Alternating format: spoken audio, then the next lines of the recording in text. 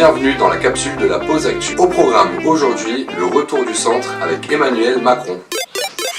L'ancien ministre de l'économie a quitté le gouvernement à la mi-2016 pour créer son propre mouvement politique, En Marche. Le candidat se réclame hors système, sans étiquette, alors qu'en fait Emmanuel Macron, c'est le retour du centre. Le centre, qu'est-ce que c'est? Le centre est un courant politique entre la gauche et la droite. Les opinions centristes se caractérisent par un libéralisme économique, un libéralisme au niveau des mœurs, l'approfondissement du projet européen. La grande figure centriste, c'est le président Valéry Giscard d'Estaing de 1974 à 1981. Il est à l'origine de la légalisation de l'avortement ainsi que de l'abaissement de la majorité à 18 ans. Le centre a en quelque sorte disparu du paysage politique français. Enfin si, il restait encore Bayrou.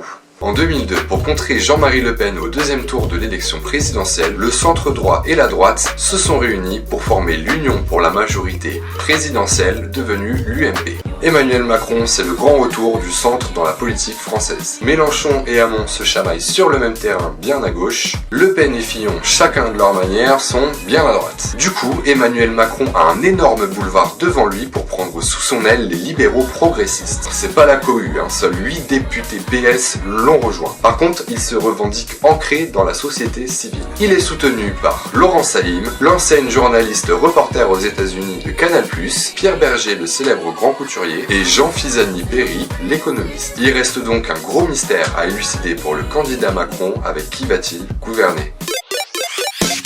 Et pour finir, voici le point love de la capsule. Vladimir Poutine ne sait plus quoi faire pour stopper le candidat Macron dans sa course.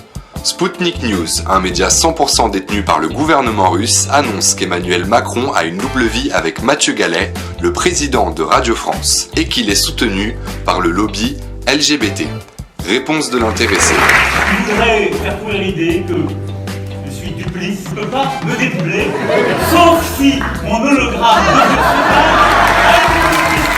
Alors Emmanuel Macron et Mathieu Gallet, ça aurait été beau quand même.